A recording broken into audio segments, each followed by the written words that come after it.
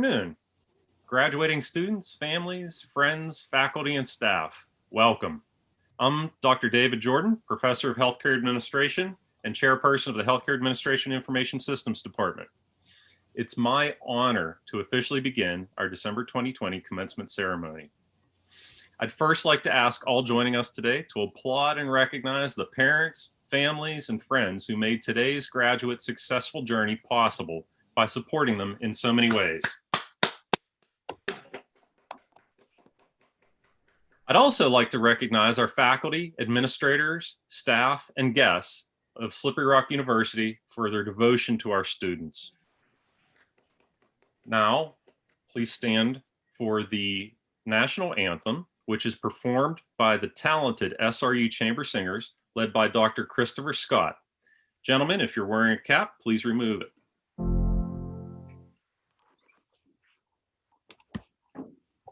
Oh, say, can you see by the dawn's early light what so proudly we hailed at the twilight's last gleaming, whose broad stripes and bright stars through the perilous night o'er the ramparts we watched were so gallantly streaming, and the rocket's red glare amongst the singing air gave proof through the night that the flag was still there.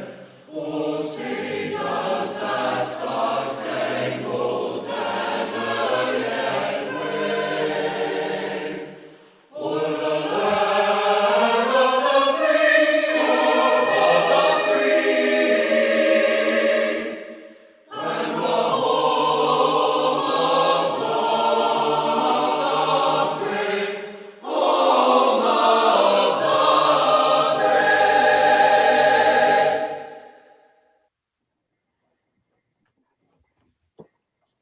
I'd like to thank Christopher Scott and the SRU Chamber Singers once again for that wonderful, that beautiful performance. So while we have traveled through a challenging time during your senior year, you've proven yourselves to be resilient and worthy to call yourselves Slippery Rock alumni.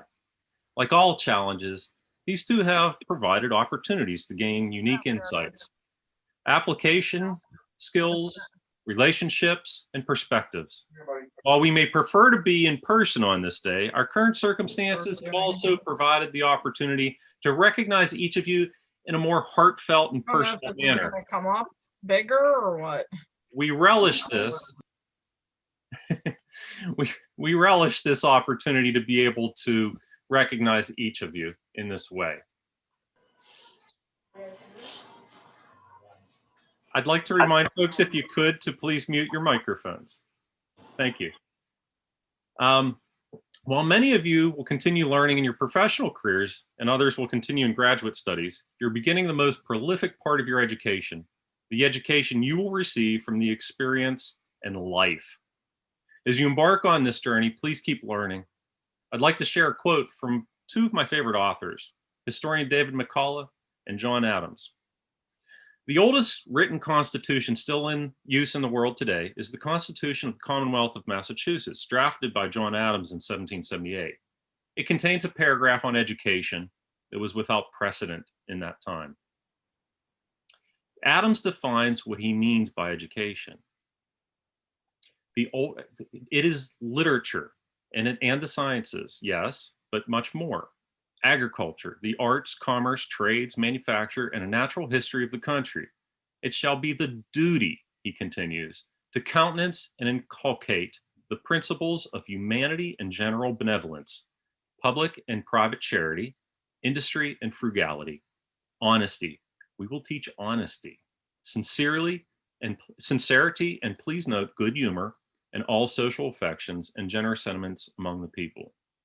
I really urge you to never stop learning, and as John Adams so astutely wrote, to foster the principles of humanity and general benevolence, public and private charity, industry and frugality, honesty, sincerity, good humor, and all social affections. These may be more important than ever in our current tumultuous times. You are the next leaders, professionals, and educators to make these sentiments a reality. That's your charge. Go out and make this a reality. Now, I would like to introduce our keynote speaker of our ceremony today, Mr. Eric Connolly. And I have to introduce him. He's a wonderful, successful alum of Slippery Rock University. Eric is a dynamic executive demonstrating operational, strategic, and visionary leadership for more than 25 years in a variety of complex institutions, including large academic and medical centers, national health systems, physician organizations, and large community hospitals. He's presently the Executive Vice President for Froedtert Health and President of Froedtert Hospital.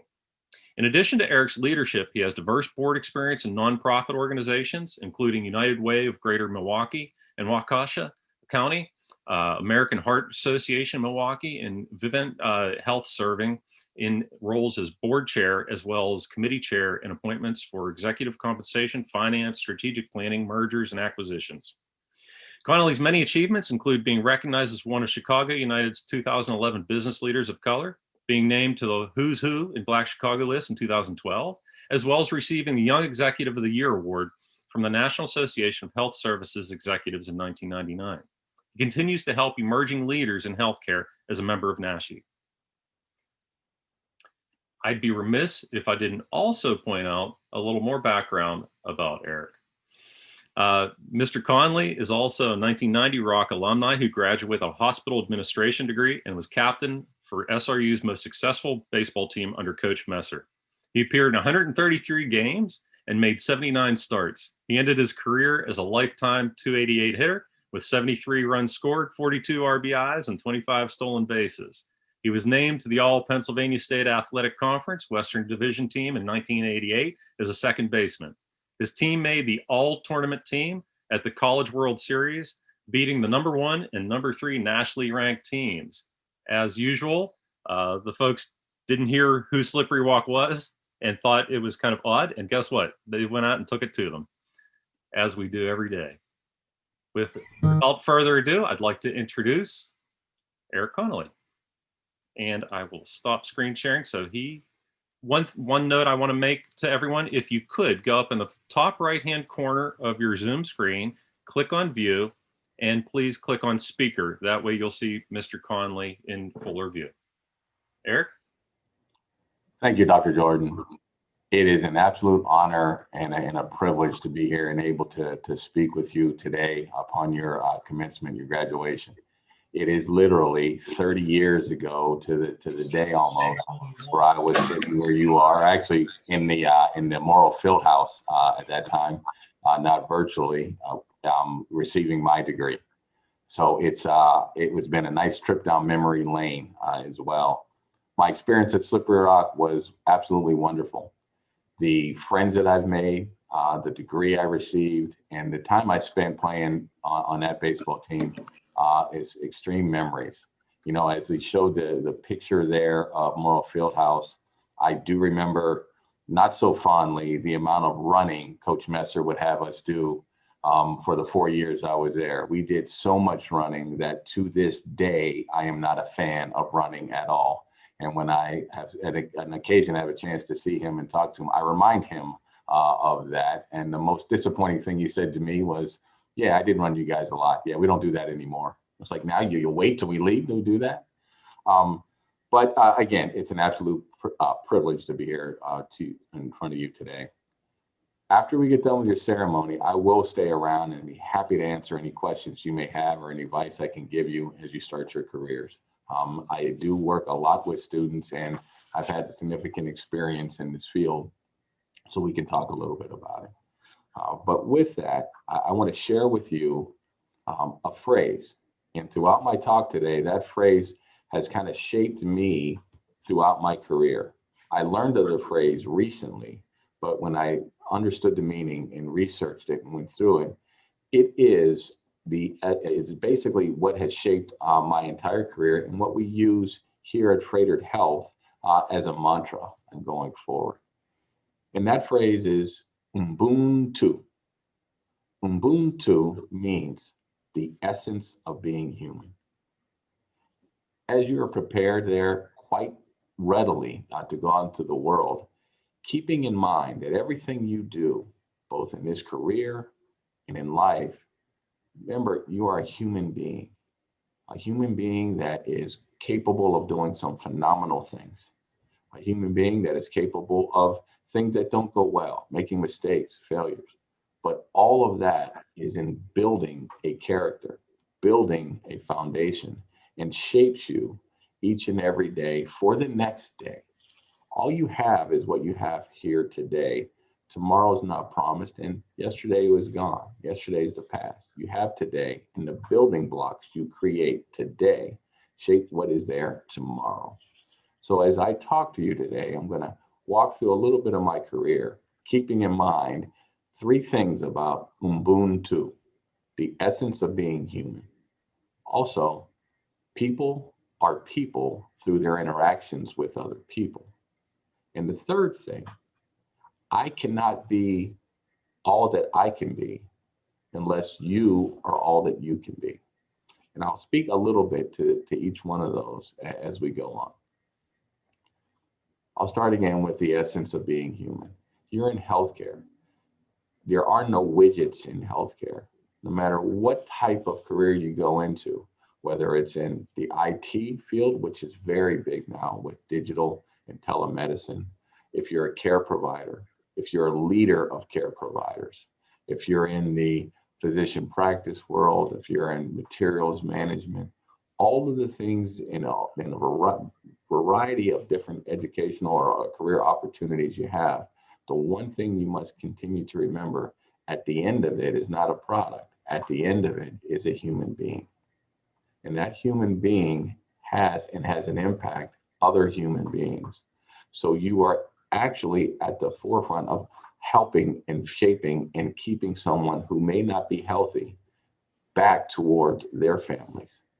And as you interact both on a leadership perspective, keep that in mind. Understand, always seek to understand first what that individual may be going through, and then shape your directions, your time based on that interaction. One of my most shapeful experiences was my first job after a fellowship. And in that first job, I was responsible for creating a budget. As I created that budget, I was scared to death because my vice president kept putting off my meeting where I was going to present it to her so then she could take it and go present to her boss. She kept putting it off, putting it off, putting it off. And finally, she called me down. I had everything prepared, had a binder with the whole budget, had my notes ready, sat down with her. And then as she came in, she went to the binder, opened it up, went to the back, went to the signature page, took out her pen, and was about to sign it. And right before she signed it, she said, "Do you see what I'm doing?" And she signed off on it, closed the binder, and then went in and presented that budget to her boss. The essence of being human, the opportunity to demonstrate confidence in someone else, understanding the work that I had put in, understanding the years worth of interaction and talking with, and the education, if you will, as she put it there. She said I had earned the right for her to do that. She knew it was right. That is what you'll be embarking on. That is what makes you human, the ability to kind of interact in that way and to instill confidence. The other note I want to talk to, people are people through interactions with other people, is something that when you are shaping and going throughout your career, the individuals you meet, the leaders you meet, both formal and informal, help shape everything you do. Your professors there at Slippery Rock who created your foundation, your professors and teachers that you'll have if you move on into graduate education, the other employees that you work with, your first manager, your first supervisor, your first executive, all those individuals create who you are as a human being, and you in turn with them. I had the opportunity to meet someone when I did my Slippery Rock internship. During that internship, I learned then through a gentleman named Wilfred Payne, who one of the sociology professors there at Slippery Rock introduced me to. And he introduced me to Wilfred Payne, who then showed me how a healthcare executive can have a positive impact on the communities that they serve. During that interaction, he introduced me to his best friend and graduate school friend, Reed Fraley, who ran the Ohio State University hospitals. And they gave me an opportunity to work there in the hospital as a unit secretary. And as a unit secretary, I was afloat through every unit. Mr. Fraley had said to me, "This will teach you how to be a CEO." And I will tell you, as I was first doing it, I'm like, this guy has no idea what he's talking about. It was like, you were right there at the ground level.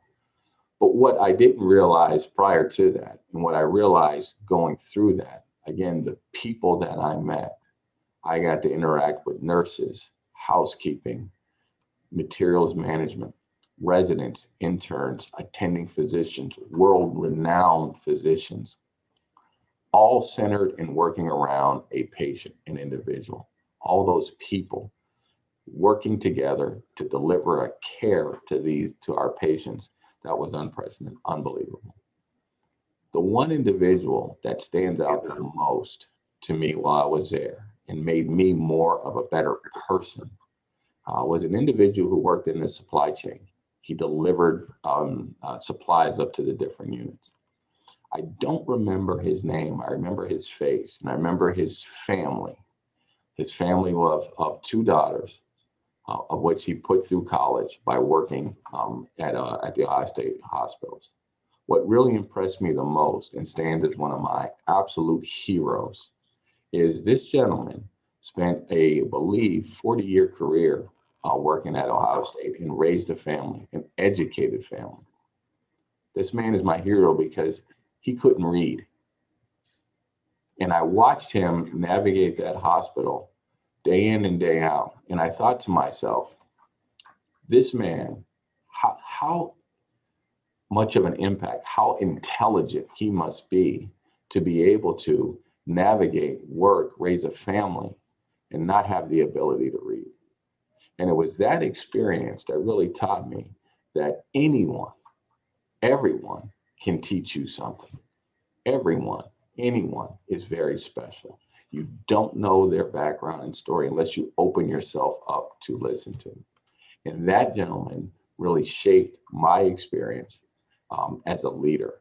That position shaped me every day as a leader. So Mr. Fraley was absolutely right. This will teach you to be a CEO.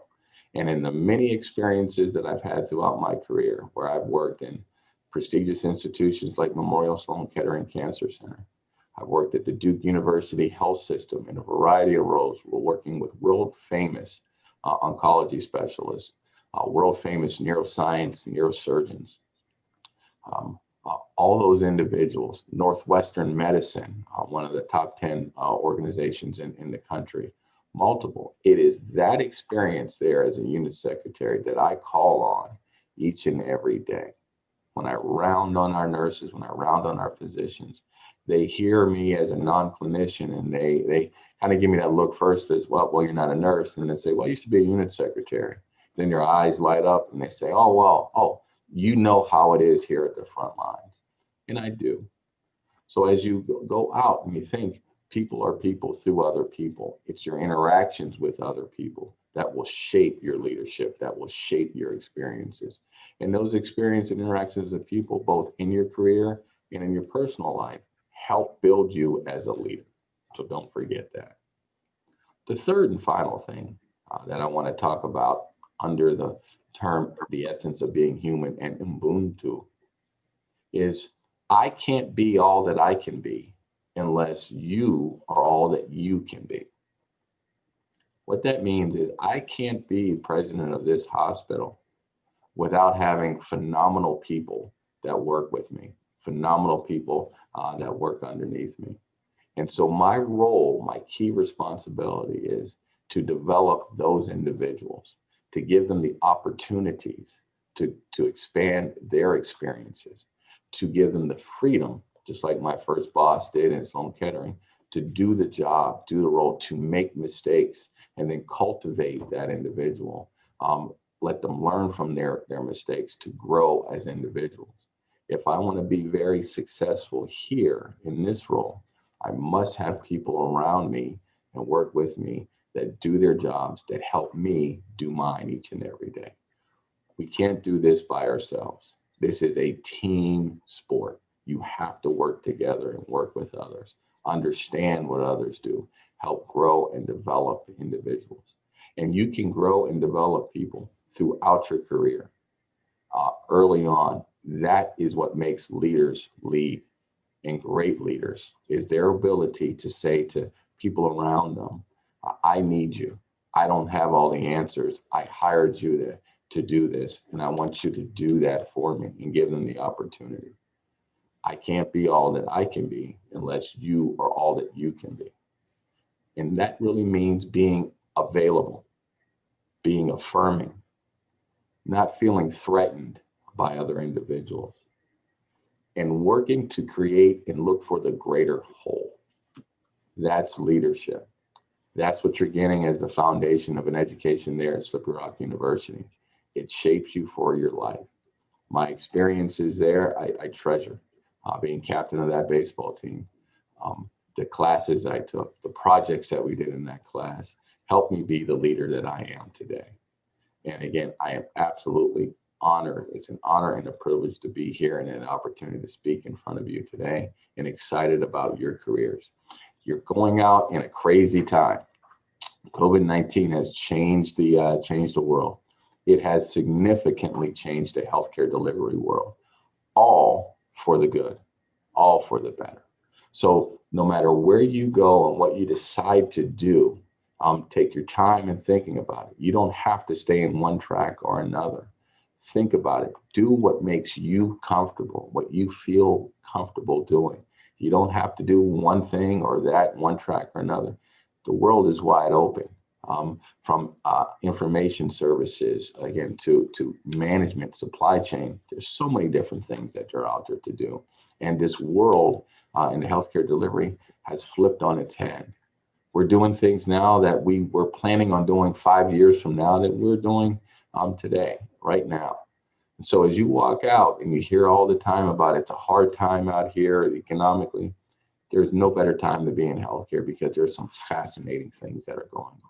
And the healthcare spectrum is vast and it experiences, and it's all about leadership. It's all about the foundation that you've created there and gained there at Slippery Rock University. But most importantly, it is being the essence of being human, and continuing to keep that mindset as you go out in your career. I will wrap up with that. Again, I'm privileged to be here in front of you, and would be happy to answer any questions or talk more at the end of your ceremony. So Dr. Jordan, I thank you for this opportunity. Dr. Natalie Dick, again, I'm humbled. I'm truly humbled. Thank you so much, Mr. Connolly. Those are truly inspiring words. Fantastic. Yes. And it is inspiring for the next generation of leaders that are graduating today. And I hope that everyone on this call takes this opportunity to realize what Mr. Connolly just shared with you is wonderful advice to start out with. And he's gained that experience over such a long time. Thank you again so much. I appreciate it. Oh, thank you. Thank you. All right. So next, it is my pleasure to introduce Dr. Natalie Dick and Dr. Abdou Diallo, who are going to recognize this December's graduating class. Dr. Dick, Dr. Diallo, thank you very much for joining us. And I'm going to mute, and it's yours.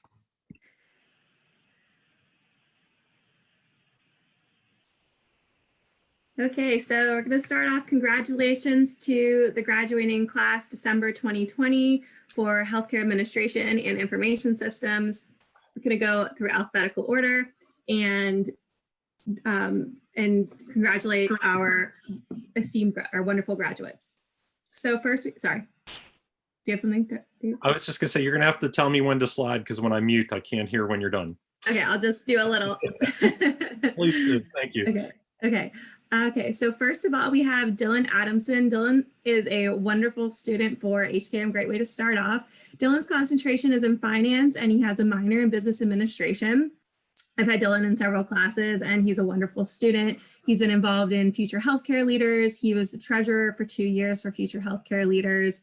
He has played intramural basketball and volleyball while on campus. He's enjoyed hanging out with friends and running on the trails of Slippery Rock while he's been here. So staying active is important to Dylan, and I'm sure he will continue that as he moves on to bigger and better things.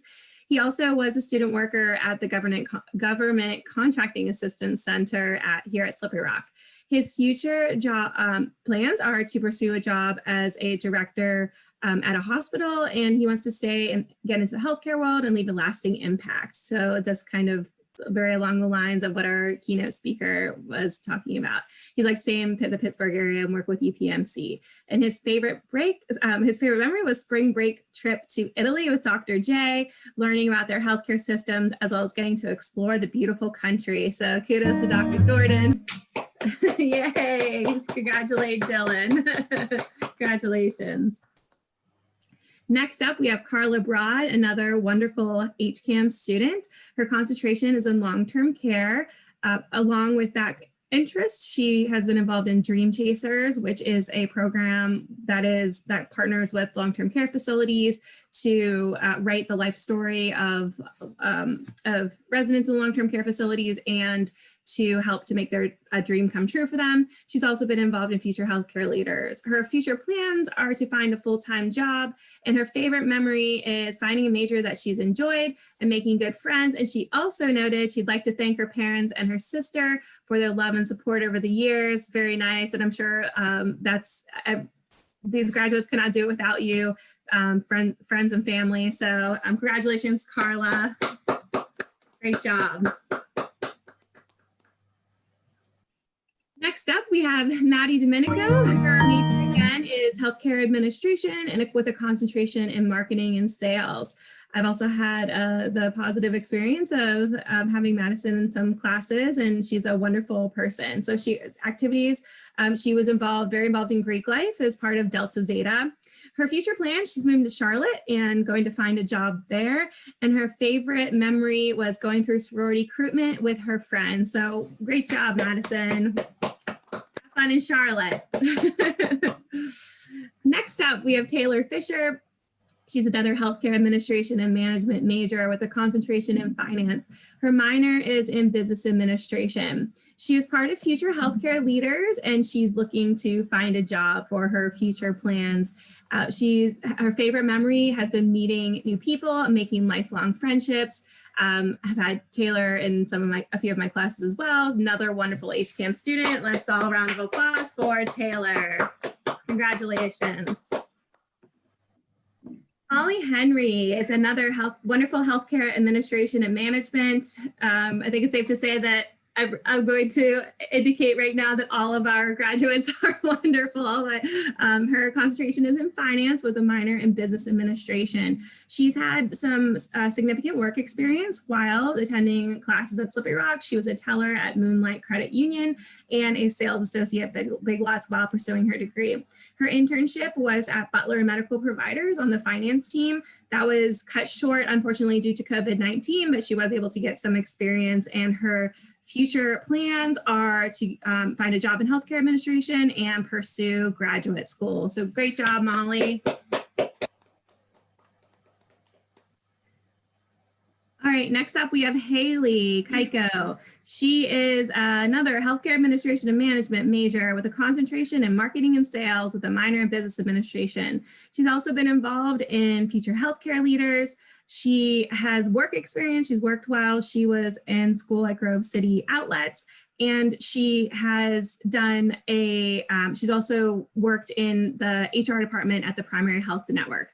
And her future plans, she has secured a job, which is fantastic, very impressive, as a clinical initiative specialist at the Primary Health Network in Sharon, PA. So great job, Haley, and congratulations, and kudos to you for having secured a job during these times. Next up, we have Erin Martin, another great, wonderful HCAM student. I keep saying wonderful, but you all just are wonderful. Healthcare administration, oh, I'm gonna tear up. Healthcare administration and management major, concentration in finance. Erin, I've had her in a few of my classes. Another, again, I don't know, I just keep saying wonderful, but she's another wonderful young woman. She's been in part of Future Healthcare Leaders.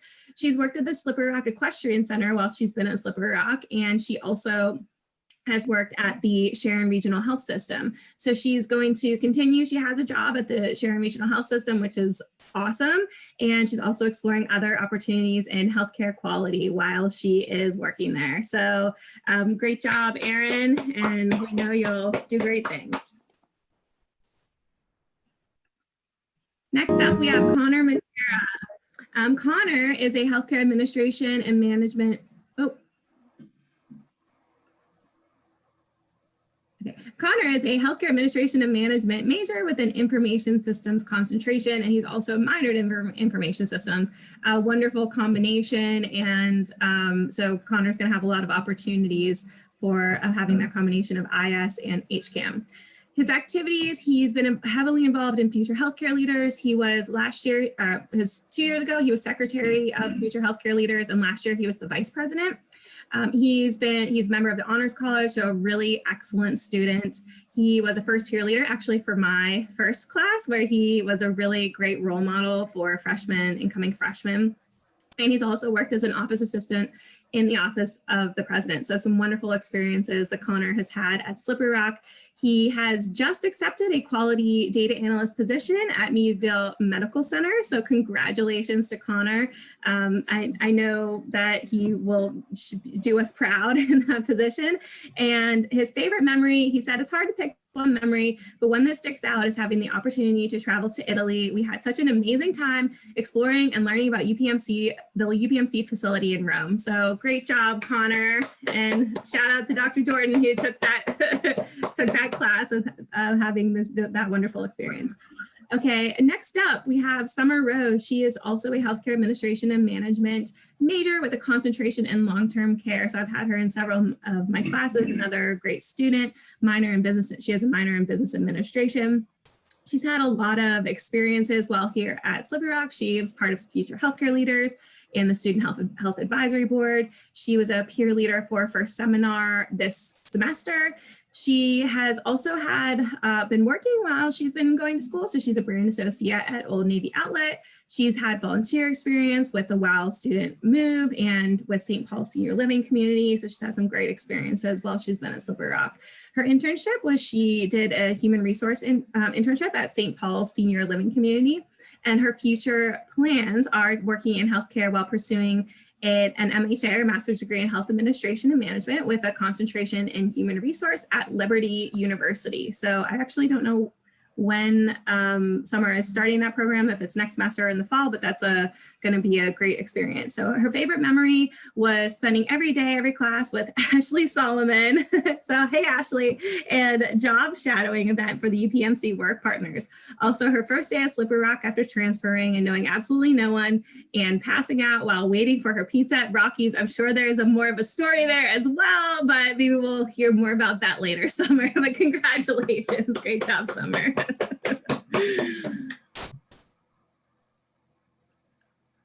All right, next, another wonderful student with tons of experiences while she's been at Slippery Rock. She was a healthcare administration and management major, is Emma Scadden. I don't know if I already said that, Emma Scadden. She has a concentration in finance. She's had a lot of experiences while she's been at Slippery Rock, including a future healthcare leader. She's been a volunteer with Best Buddies organization.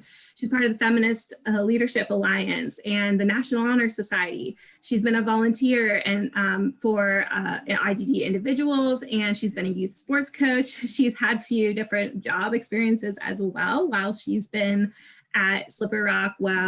As a surveyor for the U.S. Census Bureau. She did that, I believe, last year. She's been a customer services specialist at Agency Zoom. She was an industrial engraver at Carson's Industries, pretty cool and interesting. And she's been a server at Connolly's Golf Resort. And while doing all of this and being a wonderful student at Slippery Rock, she also enjoys shopping, traveling, and spending time with family. And her future plan, she actually has secured a position as a recruiter for Aerotech. So congratulations, Emma, and congratulations on your wonderful time. Next up, we have Emily Smalley. Emily is another wonderful student with graduating from our program. I don't know, I need to come up with another word about wonderful, but she's healthcare administration and management major, concentration in long-term care. Her minor has been in gerontology, so she has a strong interest in working with the elderly population and long-term care, lots of job opportunities and a lot of opportunities for her in that industry. So she's been working as an activities aide in a nursing facility, getting great experience there. She was an administrative intern for Quality Life Services in Mercer, and her future plan, she secured she's secured an administrator in training position at Quality Life Services Shakora. And her favorite memories were all the moments she spent with family. All the moments I spent with family and friends I've made throughout college were my favorite. I also loved hanging out on campus and even going to in-person classes. I know a lot of you missed that, but we enjoyed having you in in-person classes as well, Emily. So congratulations.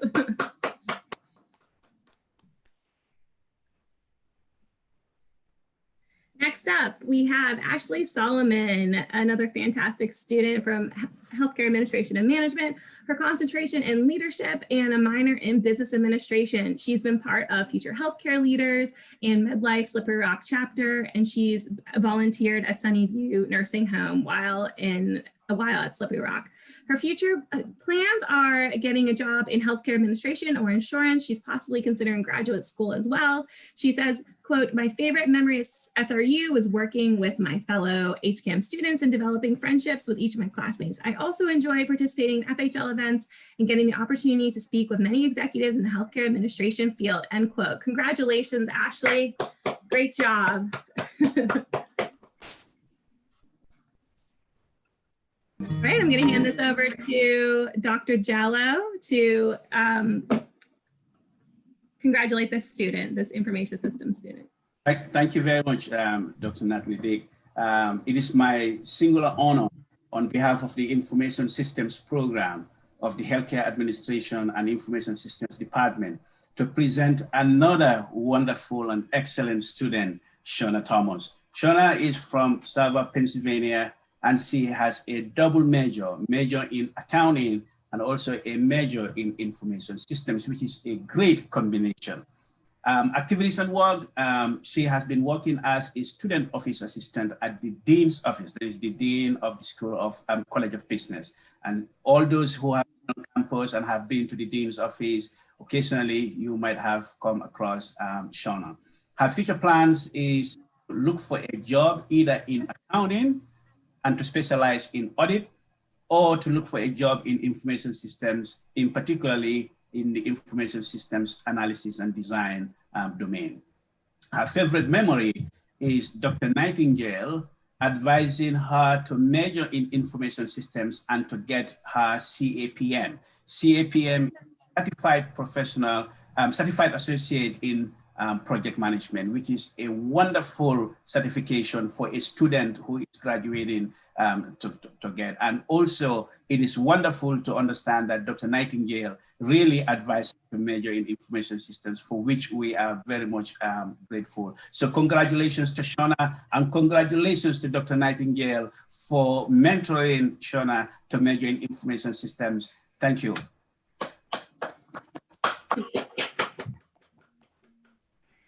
Okay, and last but not least, I believe this is last but not least, Elijah Trunick. He is his major in healthcare administration and management as well, with a concentration in marketing and sales management and a minor in business administration.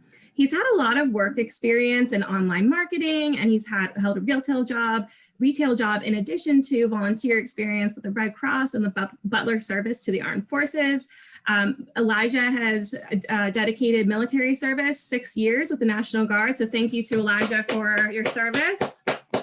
And his future plans, he actually has secured a position with as a healthcare sales associate in Texas. So he'll be moving down to Texas. So congratulations, Elijah, well deserved. Right. Thank you so much. Thank you so much, Natalie and Abdu. And I believe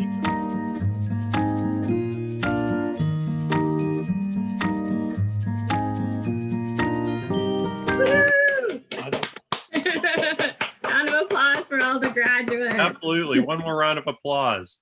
And I have to say, gentlemen, ladies and gentlemen, stand. And I guess I say first, congratulations to all of you. You are officially SRU alumni. This is absolutely a fantastic moment for you. Congratulations. Another round of applause to you, your parents, your family, your friends. Congratulations to you all. It's just wonderful. We're so happy for you. And if you are wearing a cap, you can move your tassel to the left now. You're graduated. So now, if everyone could stand for the alma mater, and gentlemen, if you have a miter on or a mortarboard on, please remove the cap. Where the slippery rock creek wanders with her sparkling falls, there in stately grace and beauty stand old Exeter halls.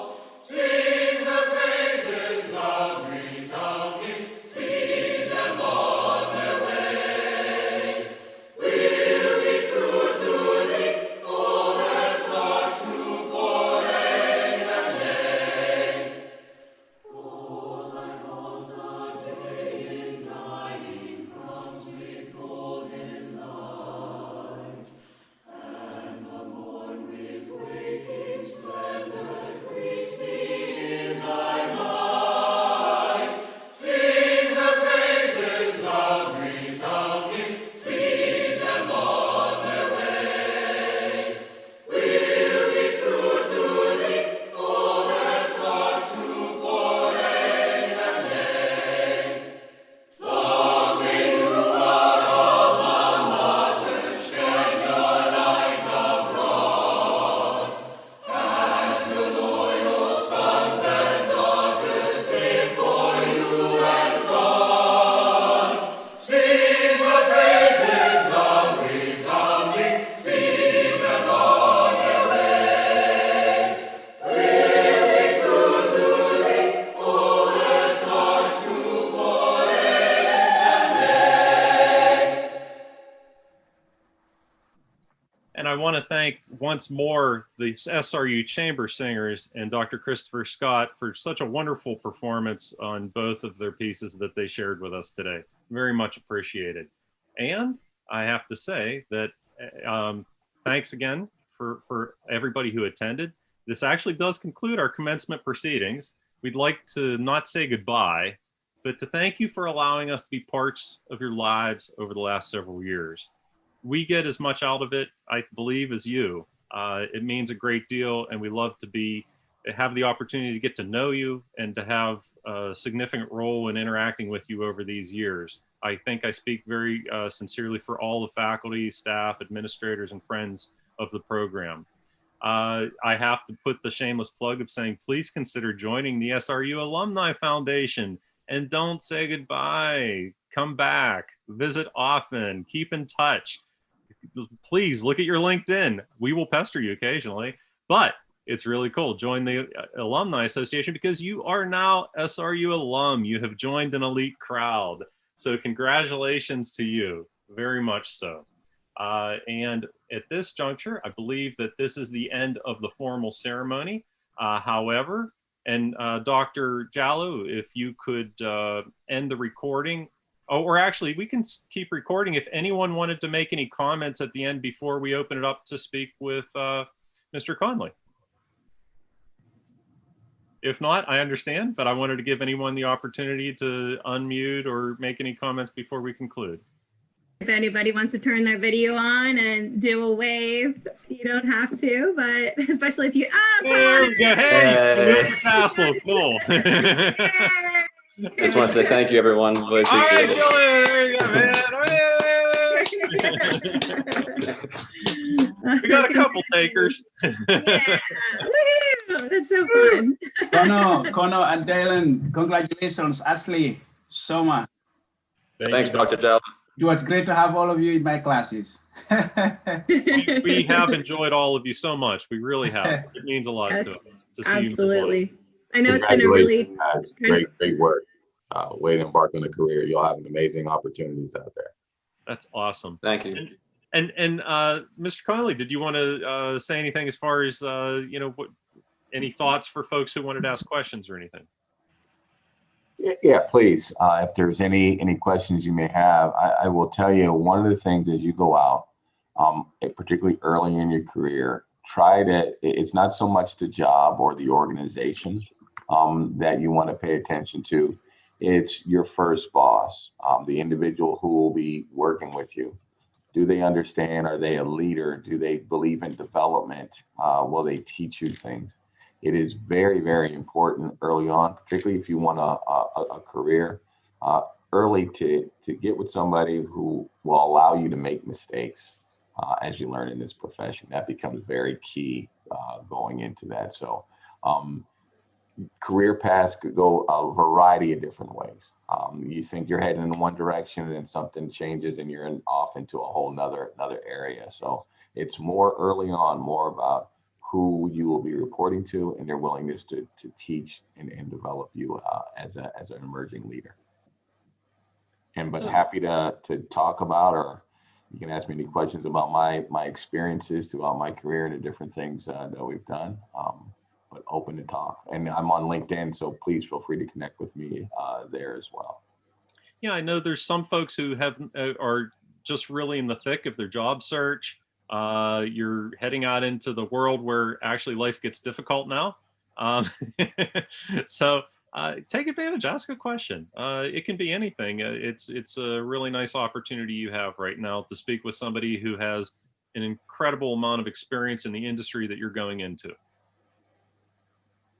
And while they're thinking, I'll ask, what was your favorite baseball memory while you were here?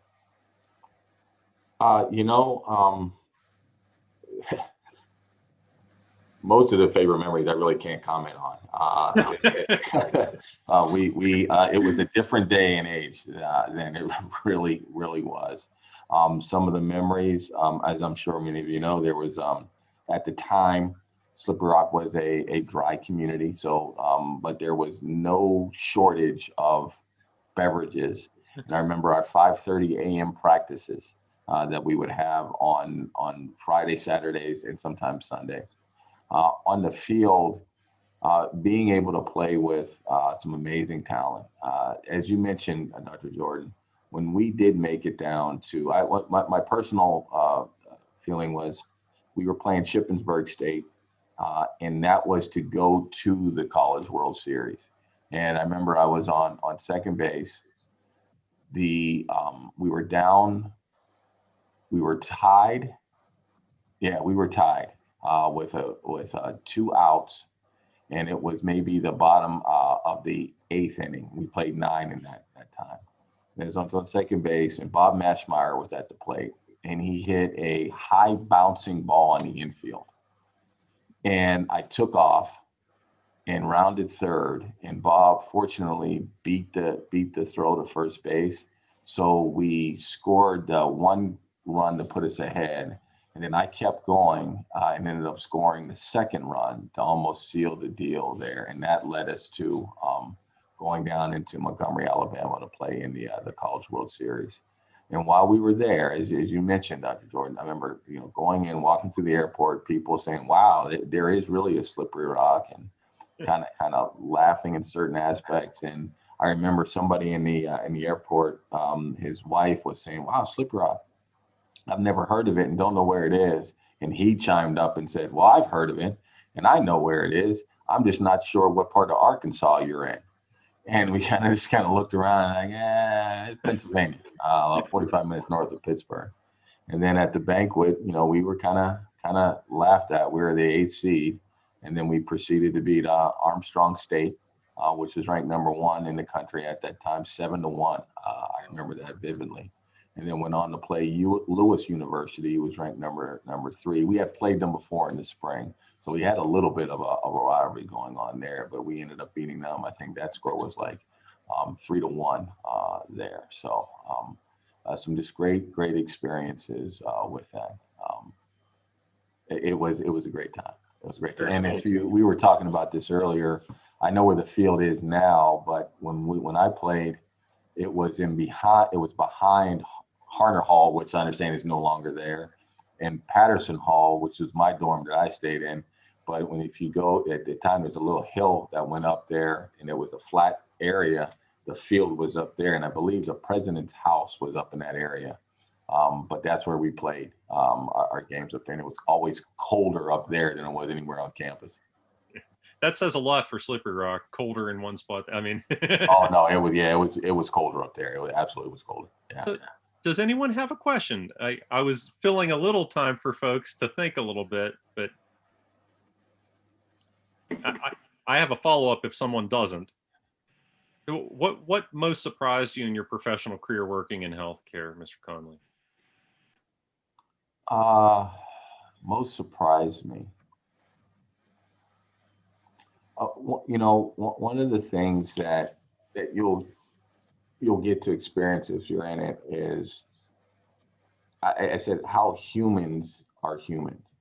And you will come across people, if you're in the field long enough, with these worldwide reputations and who have done some amazing things, who really changed the course of human life in many cases, where you'll get an opportunity to watch an individual resuscitate and save a life. And what surprised me so much is how routine that becomes. And in the middle of the routine of saving lives and doing things, and there'll be one instance that always shapes you, that stands out, that you take a pause and it has an impact on you.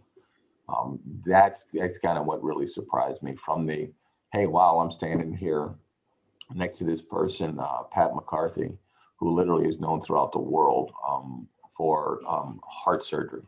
Created and invented his own valve. And then you get to meet very folks who are billionaires in the foundation world, and realizing they're people, they're human beings, and you get to interact with them. And the neat thing to be able to, and I'll share a story, to know that you played a small part of someone's life. And so one of the experiences I had, where I was in my office and I get a phone call and saying, you need to be on a call in 30 minutes. We need your approval. All right, what's the approval for? And the approval was for, like you hear the term emergency use for the vaccine. Well, that's in for new devices and new things that are out there that usually are approved over in Europe, and they're still going through the process in the United States. You get an emergency humanitarian approval for. And I was called because I had to say yes to this. And I was on the phone with the surgeon saying, we're going to use this. It's LVAD. We got to put it in this individual. It will save his life. He's 43 years old. And went through the whole thing. And it's like, we have everything in order. Absolutely. Please go ahead and do it. 4 years later, I'm at a field hockey tournament. I have 3 daughters, and they all play field hockey. And as we're at a tournament in Louisville, Kentucky, somebody I keep hearing, it was like, yeah, that gentleman there, he had some life-saving mechanical thing put inside of him, and then he ultimately went in to have a heart transplant. And I just kind of looked over, and I said, hey, what is your name, X? And he was like, yeah.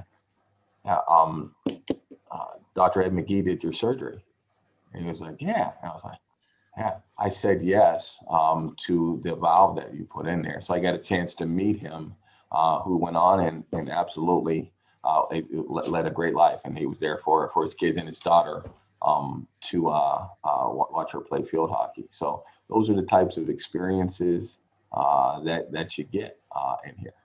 And it's an amazing field. It's so broad, so many different things that you can do.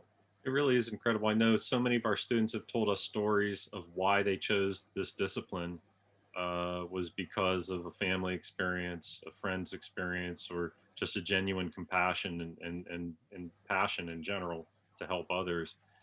So we have a lot of people here who are in the job search. What advice do you have them on how to seek a position or how to start a career? Flexibility. Truly be as flexible as you can. I had to move around quite a bit. I was in Ohio, then New York City, DC, Baltimore, North Carolina, Chicago, Kentucky, and now here in Wisconsin. I had to move around a lot. Again, you look for that individual that can teach you. When you restrict your search area, you can, and that's fine. But if you broaden it, you can find a whole different world out there. And many times, great opportunities show up in areas that aren't necessarily popular, right? All people want to stay in the Pittsburgh area. People want to go to the big cities, but there's some amazing opportunities in small towns, rural healthcare, in areas in the Midwest that are kind of out of the way. And you like my career here so far in Milwaukee, I never thought I'd ever live in Wisconsin. After living in Erie, Pennsylvania for a while, snow was like, please, let's get out of it. But I never thought I would. But I had learned, throughout my career, it's like, you go where the opportunity presents itself. And it led me here, and it's been amazing. And I was able to put my entire career in healthcare experiences together. And there are so many opportunities that I can do and work in the community and help our community. So I would just say be flexible. Know that your career can take many different routes. And you don't have to be totally set in what you want to do. You may not even know what you ultimately want to do, and that is okay. But don't be afraid to experiment. Don't be afraid to try new things. You'll come out and you'll get to people maybe my age or older who are going to say you got to stay in a job, 5 and 10 years. Absolutely not. I tell our students 3 years. I mentioned an administrative fellow who's now working in her job. I've told her, I said, you will not be in this job longer. At the most you'll be is 3 years. You have to move on. You have to look, because you want to create all these different experiences, and they will benefit you as you go throughout. In terms of, so I'll ask another question. So I know a lot of students coming out of, a question that we commonly get is, well, I don't know where to start. Like, what kinds of positions? Because a lot of positions I look at, you need 5 years of experience. So what do you suggest for students, like the types of positions they should be looking at for getting that experience to then move to that next step? Coming out with an undergraduate degree, if you want to be in the hospitals or practice management and others, get in there. Again, the story that I didn't quite share with you, my first job with my undergraduate degree was as a unit secretary. So my ego was very much telling me I need to be a manager. And when Mr. Fraley said, I have a job for you, to teach you to be a CEO, I was excited. And I said, what will it be doing? And he said, it'll be on nursing units. And so my head went to, I'm managing nurses. Wow, I get an opportunity with an undergraduate degree to manage nurses, not knowing, not having a clinical degree and everything else. So when I first arrived at Ohio State University Hospitals and met with the HR folks, they showed me a job description for this unit secretary. And I did. When I looked at it, I slid it back across the table to the HR representative, and I said, this is not what Mr. Fraley wanted me to do. And she panicked because that was the CEO of the hospital. She went and she got the chief human resource officer, and he came in and he became a great friend. Years later, he looked at it, starts laughing at me, and then pushes the job description right back and says, this is exactly what Mr. Fraley wanted you to do. And that, again, as I said, was a very entry-level position, but it allowed me to go to graduate school. helped get it graduate school paid for, but it laid a foundation that my career in healthcare management administration was valuable. When you're not clinical, all right, because there's a lot of jobs that, nurses have, or physicians or respiratory therapists that are clinical. And when you hear that word, well, they want somebody with clinical, it means really, they want somebody that really understands what the frontline staff are doing. That's what it really means. You can be clinical and be a horrible leader. And I can tell you stories about throughout my career where that requirement, the person couldn't lead. But having that unit secretary position allows me to say to a group of nurses, just what I said earlier. No, I'm not a nurse, but I was a unit secretary. And they all know what that means. I was at the front line. You watched us do work. You know how hard it is. And that has been an extreme success. So when you go out and you're looking for it, get into an organization, if they can, and many of us do, pay for your graduate education. Not that you necessarily need the learning with it. It's helpful, but you need to check the box because many jobs require that as you get up in your career. And you don't want anything to hold you back as you go into it. So that's just what I say. When you get into any role that you have, volunteer for projects, work on committees, do things, be active, let individuals see how well you work. This COVID pandemic, as we looked at our organization, we've made major changes in our organizational structure based on how individuals reacted and participated and contributed during our committees and our emergency incident command.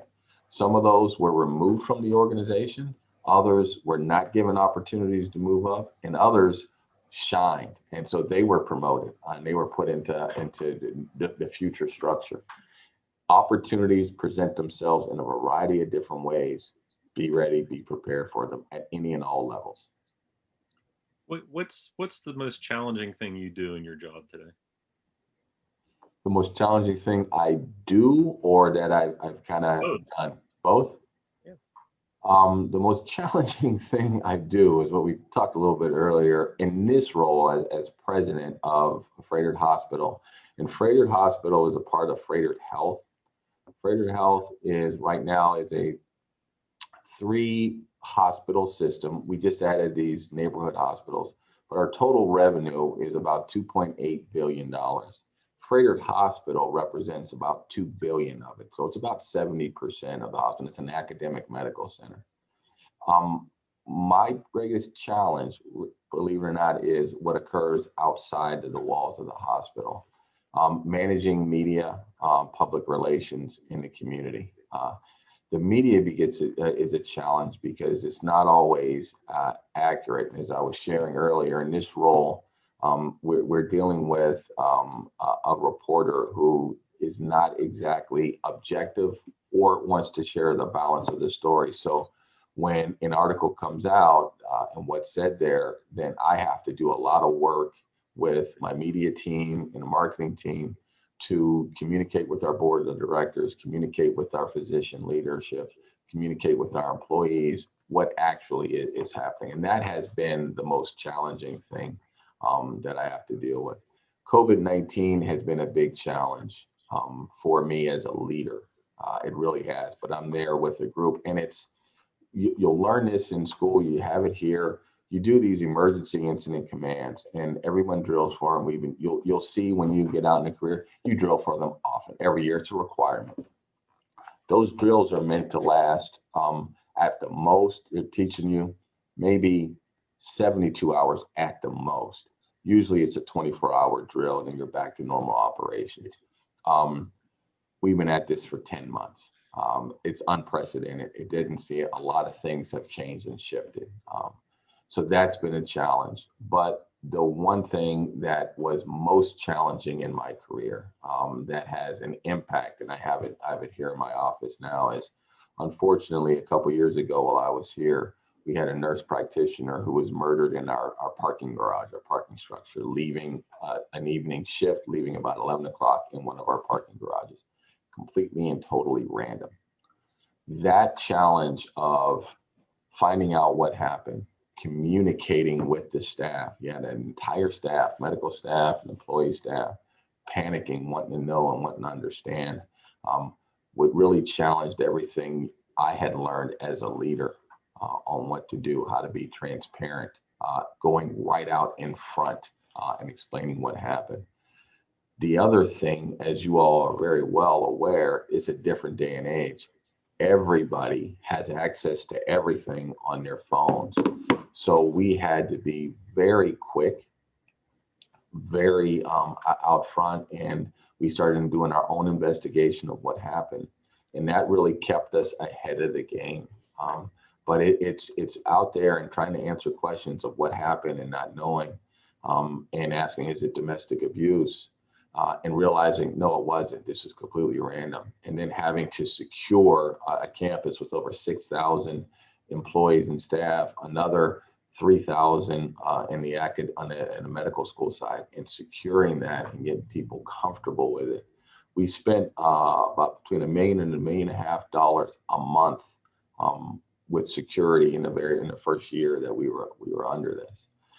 That was the biggest challenge. Again, media out there, but being in front. And when we were able to investigate, making that decision quickly, we got the background of the possible individual, because they were able, the sheriff's office and working with them, we were able to find it. But the individual, his name was also the exact name of another person. And so when we got that information, I was in an auditorium full of all our staff. And then it became public that they had arrested the person. And so we knew at that time, all right, we know that there is person X, person Y has the same name. Person Y had a rap sheet that was like 3 pages long, assaults, robbery, all these things. The person who actually did it had no record at all. And so I remember sitting there and making the announcement, and then hearing everyone's phones go off in that auditorium, because they all had it on their silent news alerts. It flashed up. And then right after the name flashed up, people looked up the person's record, and they started saying, oh my gosh, he has a rap sheet. And we were able to say, stop, that's not the individual. We know that is not him. So we went through all of that. That was the most challenging that I had. And the unfortunate result was that this was an individual with a history of mental health issues. That's the other major crisis in this country right now, even before the pandemic, and it's accelerated afterward, dealing with the mental health crisis. So he could not stand trial for 18 months, for a year, until he was mentally competent for it. So that was an experience that you won't learn in graduate school, you won't learn in undergraduate school. It's about life, and it's about leadership. And as I said, and I'm very, very serious, being human. And so we approached all communications as, what did I want to hear? What if that was my family? What would I want to hear? And that really carried us through. And you juxtaposition that against the most rewarding things, that some of which you described. It's quite a broad range of issues you have to manage, deal with, and lead under. Yeah, no, it's but I love the career. There are so many things. I arguably say it's next education is one of the hardest things to do, because it's all over. It's the most regulated. You're impacting lives. You're dealing with the community. You're dealing with folks who are clinically experts, who may be a phenomenal clinician throughout the world, and who may be a terrible leader. That's the other thing that we kind of deal with. You have somebody who's world-renowned and can save your life, and that's the only person you ever wanted to have touch you. And then you look into his department that he's made chair of, and he's terrible, absolutely terrible, and we're cleaning it up as a leader. So it's fun, but have fun with it. Enjoy every aspect, because it can take you a variety of different places.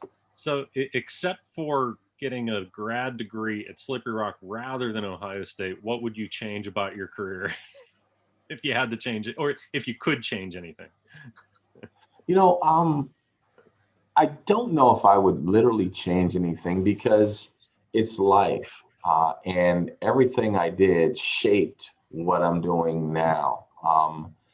The person in HR that I told you, the Chief Human Resource Officer, was a good friend of my now wife's family. So it came full circle. I met some phenomenal friends for life through this. There were some positions I should have stayed in a little longer than I did, but if I did, I don't know if I would have been able to. Like, I should have stayed at Sloan Kettering for a couple more years, but I would not have had the opportunity to work in a public, in a safety net hospital, public hospital in Washington, D.C., where I learned how to work with 13 different unions and deal with a large staff with a lot of substance abuse issues. I don't know if I'd have had that experience. So I would say to you, whatever job you take, anything you go in, you're not making a wrong decision. It's an experience. It's a learning.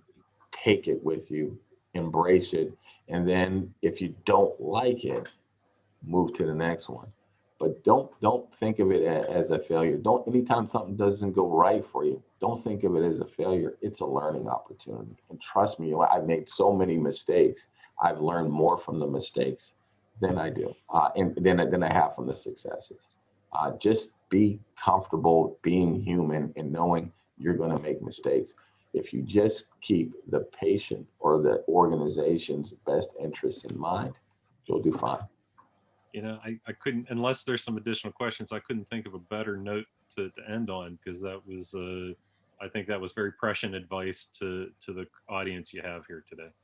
Great. Absolutely. Wonderful. Thank you so much for all of your insight and joining us. And we're so fortunate to have you here with us. So thank you. If everybody wants to give another round of applause for Both to Mr. Connolly and I just want to also, on behalf of the department's graduation committee, thank you, Eric, for your time. It is wonderful that you join us as an alum and also share your experience with our students. We appreciate it, and we hope to keep in touch with you this particular relationship. So thank you very much. And thank you. It's been my absolute privilege to do it, an honor. And next semester, I'm happy to talk even on a regular basis to any of your classes and students by Zoom, since we can do it anytime. Right, great. And I have also, to say, before David, I'm sorry, go ahead. David, before you close, I also want to recognize the endeavor that our students do in terms of putting all their efforts and breaking barriers. Some of the students that graduated today participated in an international capstone project in which we worked with the Gambian embassy in the state of Qatar to design and analyze an interactive website system for them. And in fact, I am happy to say that we have the ambassador of the Gambia who has joined us here today. Unfortunately, he's not able to say because he's having some microphone problems, but he is listening to whatever we are saying on Zoom, on YouTube. And he sent some text messages to say thank you to Slippery Rock and thank you to our students for the wonderful job that they have done in this international capstone project. Thank you very much. Thank you so much for joining us, Mr. Ambassador, as well. Yeah. That's very wonderful that you joined our celebration today. Thank you so much. I feel badly we couldn't get you on a live mic. I would very much like to. And hey, just as we close, one last congratulations from the bottom of our hearts to all of you. We know you're going to be successful. Be true to yourself. Follow the advice that Mr. Connolly shared, his experience and wisdom. Please try to remember something productive that Dr. Dick, Dr. Jallow, and myself and others have shared with you. But I can tell you, it's not us, it's what you made of it. We can just share information. We can just set the structure. It's what you do with it. And I'm fully confident you all do very well. Congratulations. And keep in touch. And keep in touch, please. Peace and go save the world. All right. Thank you. Bye, everyone. Bye. Bye.